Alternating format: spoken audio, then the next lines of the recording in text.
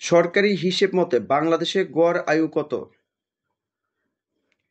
সরকারি হিসেব মতে বাংলাদেশে গড় আয়ু ৭২.৮ বছর। কোন উপজাতি বা ক্ষুদ্র নৃগোষ্ঠীর ধর্ম ইসলাম? পাঙ্গন উপজাতির ধর্ম ইসলাম। জনসংখ্যার দিক দিয়ে পৃথিবীতে বাংলাদেশের অবস্থান কততম?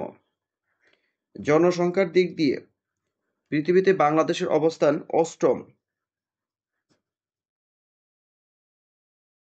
খাসিয়া গ্রামগুলো কি নামে পরিচিত?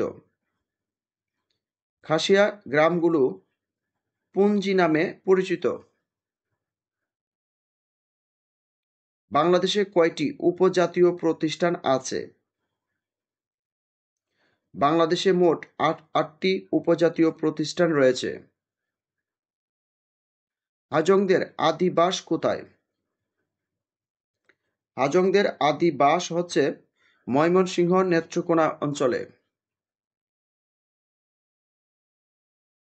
নিউপোর্ট কি? নিউপোর্ট হচ্ছে জনসংখ্যা বিষয়ক গবেষণা ও ট্রেনিং সেন্টার। কোন বাংলাদেশী উপজাতির পারিবারিক কাঠামো পিতৃতান্ত্রিক? সাঁওতালদের কাঠামো পিতৃতান্ত্রিক।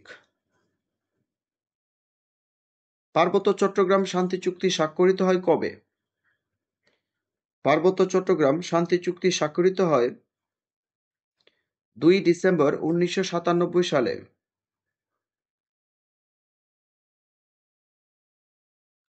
নিউপোর্ট কি ধরনের গবেষণা প্রতিষ্ঠান?